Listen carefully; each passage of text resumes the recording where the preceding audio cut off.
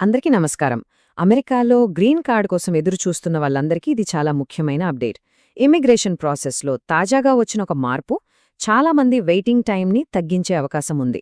ఇంతకీ ఆ మార్పేంటో ఈ విశ్లేషణలో చూద్దాం.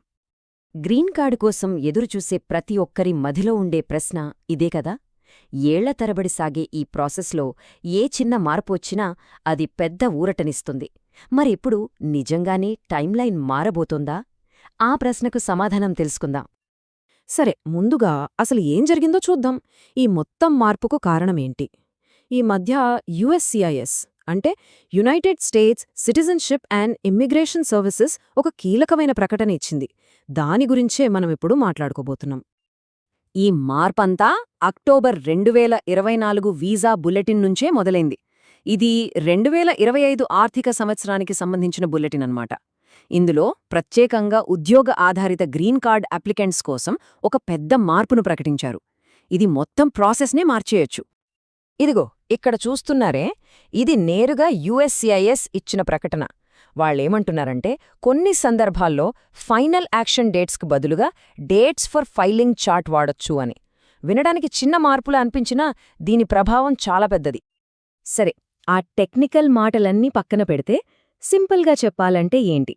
చాలామందికి వాళ్ళు అనుకున్నదానికంటే చాలా చాలా ముందే గ్రీన్ కార్డ్ అప్లికేషన్ ఫైల్ చేసే ఒక గోల్డెన్ ఛాన్స్ దొరికిందన్నమాట. ఓకే, ఈ final action dates for filing, ఈ రెండు పదాలు వినగానే కొంచెం కన్ఫ్యూజన్ రావచ్చు. కంగారు పడకండి. అసలు వీటికి అర్థమేంటి, అప్లికెంట్స్పై వీటి ప్రభావం ఎలా ఉంటుందో ఇప్పుడు క్లియర్గా చూద్దాం. ఈ రెండింటి మధ్య ఉన్న తేడా అర్థం చేసుకోవటం చాలా ముఖ్యం. చూడండి, ఫైనల్ యాక్షన్ డేట్స్ అంటే గ్రీన్ కార్డ్ ఫైనల్గా అప్రూవ్ అయ్యే డేట్ అన్నమాట. కానీ డేట్స్ ఫర్ ఫైలింగ్ అనేది గ్రీన్ కార్డ్ అప్రూవ్ అవ్వకపోయినా సరే అప్లికేషన్ ప్రాసెస్ స్టార్ట్ చేయడానికి, అంటే డాక్యుమెంట్స్ సబ్మిట్ చేయడానికి వీలు కల్పించే డేట్.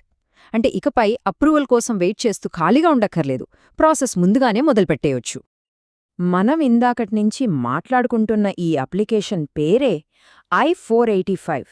దీన్నే అడ్జస్ట్మెంట్ ఆఫ్ స్టేటస్ అని కూడా అంటారు. అంటే అమెరికాలో ఉంటూనే తమ స్టేటస్ను పర్మనెంట్ రెసిడెంట్గా మార్చుకోటానికి ఫైల్ చేసే ఫామ్ ఇది.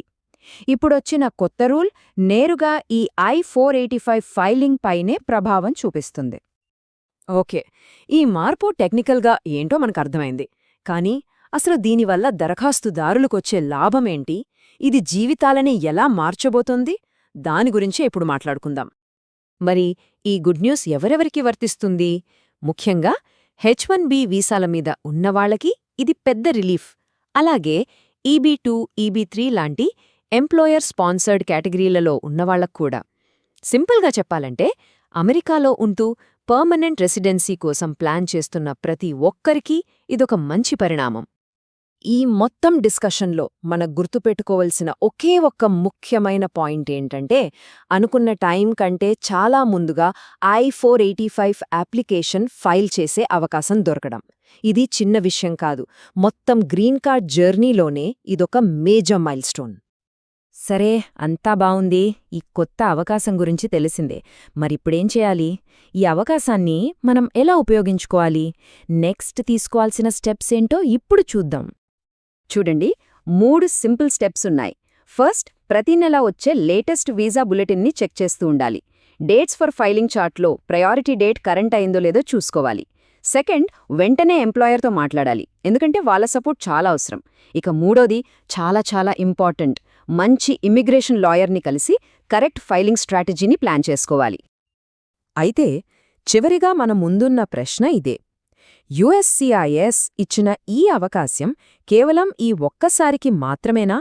లేకపోతే భవిష్యత్తులో ఇమ్మిగ్రేషన్ పాలసీలలో రాబోయే ఒక పెద్ద మార్పుకు ఇది నాంది పలుకుతోందా?